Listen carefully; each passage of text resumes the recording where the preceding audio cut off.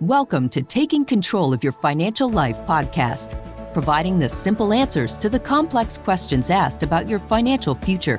Let's get you the answers you need about retirement, investing, asset planning, and the current market. Here's your host, Julian Rubenstein. Hello, everyone, and welcome to Taking Control of Your Financial Life. My name is Julian Rubenstein, and I'm the host of your show. I'm also the president of American Asset Management, a registered investment advisor located in Boca Raton. Today, we are very fortunate to have as our guest Seth Greene, who is the founder of HowToFindMoneyForCollege.com. They are nationally recognized experts in college financial aid and cut the cost of college tuition an average of $19,000 per child. That is amazing. Hello, Seth. Welcome to the show. Thank you, and thanks so much for having me. Let's have some fun. I'd love to. So tell us about yourself. Well, I went to Syracuse University for undergrad several decades ago, and my original undergraduate degree was in musical theater because at the age of 18, I wanted to be a Broadway star. Well, obviously, my stage has changed just a little bit, and that's because of my dad. Every semester I was at Syracuse, he would call me and tell me I couldn't go there anymore. I had to move back home. I had to go to a local school. I had to get a part-time job and work. And I had to do chores around the house to help my mother. And I wasn't allowed to have any girls over or play any loud music. And for an 18-year-old, it's very traumatic. So I did not want to do any of those things. I loved Syracuse and wanted to stay. But every semester, my dad drove me crazy because he got a tuition bill. So by the time I graduated, in addition to finishing my theatrical studies, I had also picked up a degree which didn't exist at the time. I had to make it up in college financial planning because I thought there had to be a better way to cope with the high cost of college and reduce that money. So when I graduated, instead of starving as a waiter in New York, I decided to open one of the first college financial aid negotiation firms in the country, How to Find Money for College. And that was about 24 years ago. Wow. So I went to Syracuse also. Was that in the business school, the degree? It was a combination. Yes. So musical theater was obviously in visual and performing arts, but the finance and marketing and business classes were at what is now called the Whitman School of Management. Yeah. Yes. We didn't have the Whitman back then. No, he hadn't given a couple $1 billion to put his name on the building. Right. Not yet. We were dealing with the new houses giving a couple $1 billion. Right. So how does it work? Walk us through the process of how you help families get the financial aid. Sure. So there's a couple factors that go into that. The magic number that's part of the most important part of the process is what's called your expected family contribution or student aid index. And that EFC number is the magic number the federal government thinks you can afford to pay for college. And it's always more than you think you can afford to pay for college. Well, what most families don't realize, number one, is that system is gameable. If you learn, which I think I'm one of the 4 people who wrote a 5-star review on the Amazon link of, there is a book from many decades ago about what the federal financial aid formula is. It's like 1,000 pages long. That may be only why there's only 4 reviews and I'm one of them. I actually read the book and said, there are things in this formula that can change. So what we found was by being able to manipulate our family's financial situation, we can qualify them for more financial aid. A lot of families don't realize financial aid is negotiable and they just accept whatever offer the schools give them. And then one of the other big things families don't realize is not all schools are created equal. So most families, if you ask them, would think, wow, well, those expensive private schools, we can't afford them. We're going to send our kid to a state school that's, $25,000, $30,000 a year. What they don't realize is those state schools don't have much money. They don't have multi-billion-dollar endowments. They don't have the Newhouses and the Whitmans of the world giving them billions of dollars. So they don't have much in the area of need-based financial aid. Whereas if you look at an Ivy League school or a private school, they have multi-billion-dollar endowment funds and can afford to give more money away. And a lot of times, if we work our magic the right way, that expensive private school becomes the same cost or cheaper than a public or state school. Okay. So when you say the government decides how much you can pay, how does it determine that? Is it based on a percentage of your income? No. So default way they determine that is when you go on to what's called the free application for federal financial student aid. And when you go on to the college selective service and you fill out those financial aid forms, the college, it will spit back a number to you of this is your expected family contribution. However, most parents just say, import the data from my tax return. And they don't realize that their accountant, while meaning well and have done accounting principles for their tax form, those are very different than college financial aid principles. So there are things that get listed on a tax return that then, because the default system counts them against you for financial aid, they shouldn't be counted. But if you just default to your tax return, you're not going to know that, and you're not going to know how to change it. There are assets that shouldn't be counted. There are ways to receive income. There are different things you can do that it requires more manual labor and obviously the expertise to do it. But all of a sudden, we've seen families where the schools offered them no money. And then all of a sudden, after we did our jobs, they were getting $45,000, $50,000 a year in free money. Now, do you have to plan for this, a few years before? Is there a window that you want to start doing this? Well, the joke in our office is you should start doing it as soon as you got the test results back. Okay. The pregnancy test, not the SAT test. Right. But most parents don't do it when their kids are, babies. So the ideal time is during high school, because if we have to move assets around, if we have to change their financial structures, we need time to do that. So sophomore, junior year is usually ideal.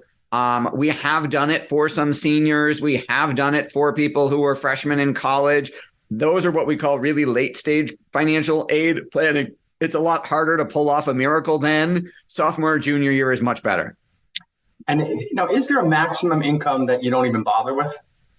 No, because it all depends on how you receive that income. We've had clients who had incomes of multi-seven figures a year that we still qualified for need-based financial aid. And it's important to note there's two types of financial aid.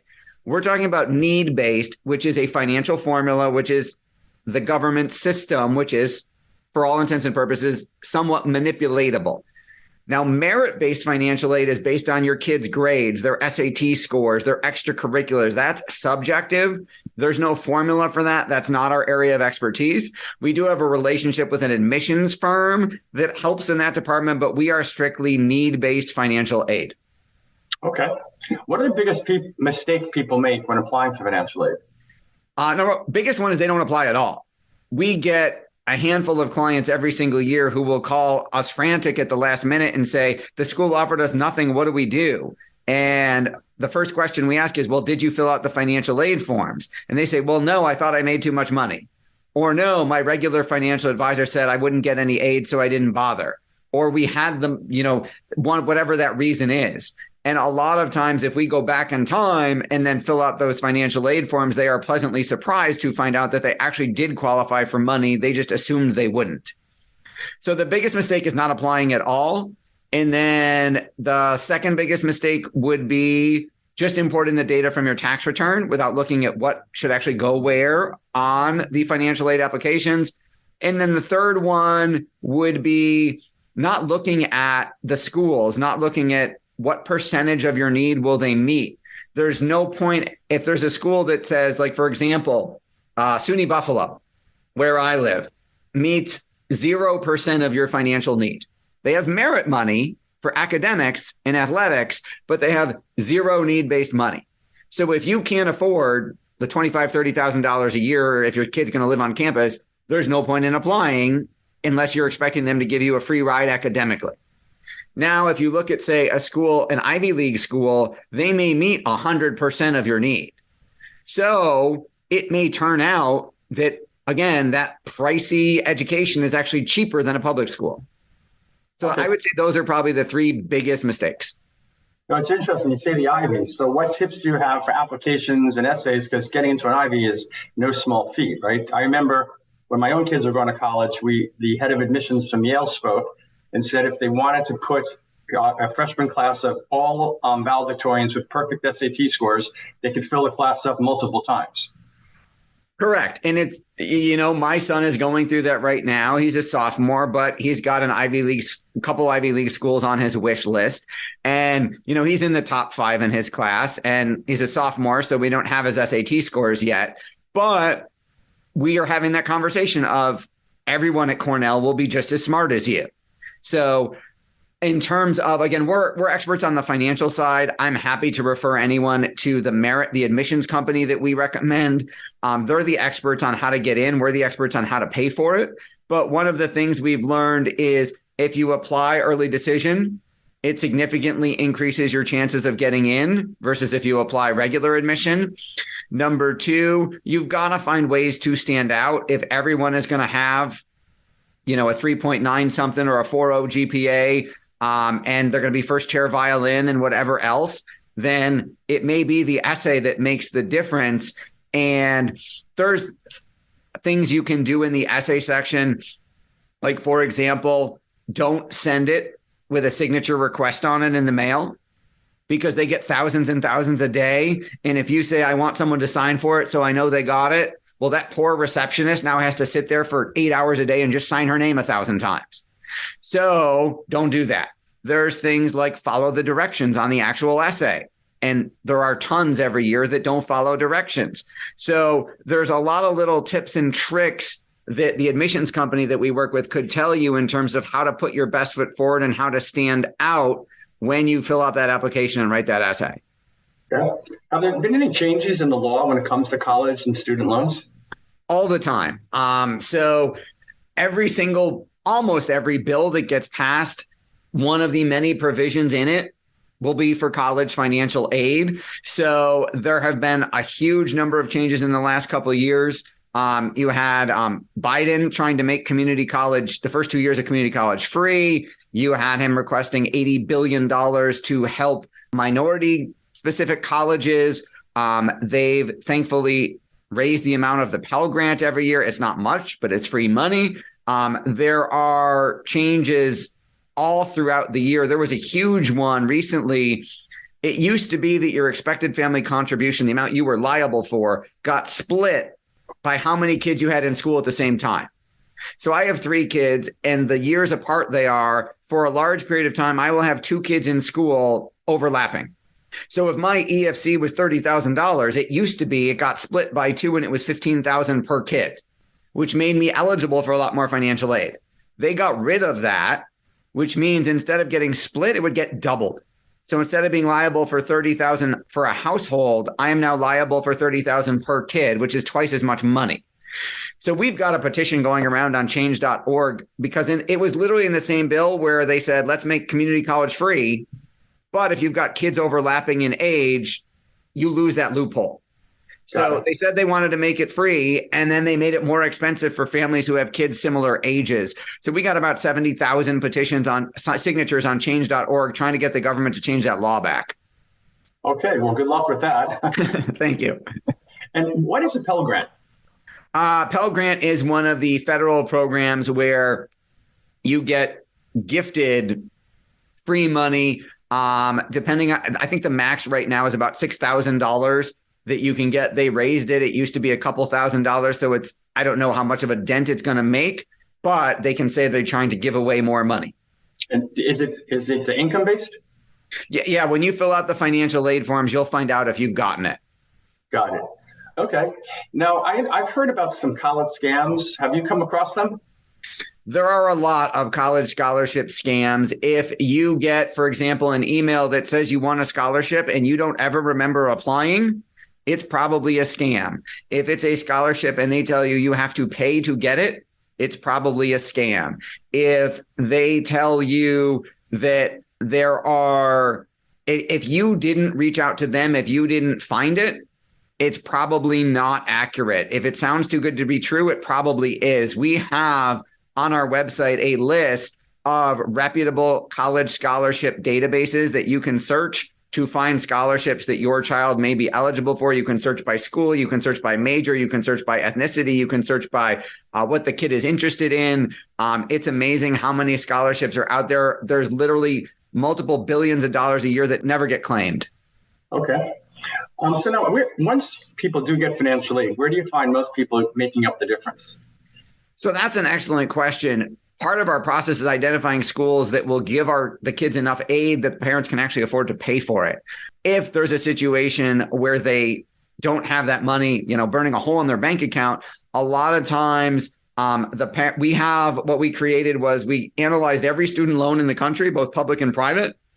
And we have a step-by-step, screenshot-by-screenshot guide of how to apply for those loans, along with a matrix that compares every loan, whose credit score it goes on, what the interest rate is. And we update those every couple months.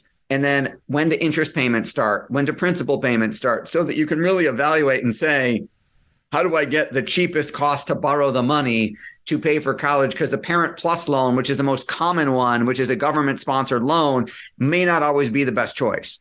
Now, with interest rates rising so dramatically, I'm assuming that's greatly impacted college lending? Yes, those loans are obviously based on Prime Plus. So as interest rates go up, the cost to borrow money goes up, whether it's college, buying a house, or buying a car. Right, but it's interesting, right? For the last 5 years, if you send your kid to school, at least you could basically borrow for nothing. Now it's pretty expensive. Yes, just like you could, your mortgage rates were at an all-time low for a long time as well. Right. You're absolutely right. Right. So now, what do you charge for the service? It depends on the complexity of the case.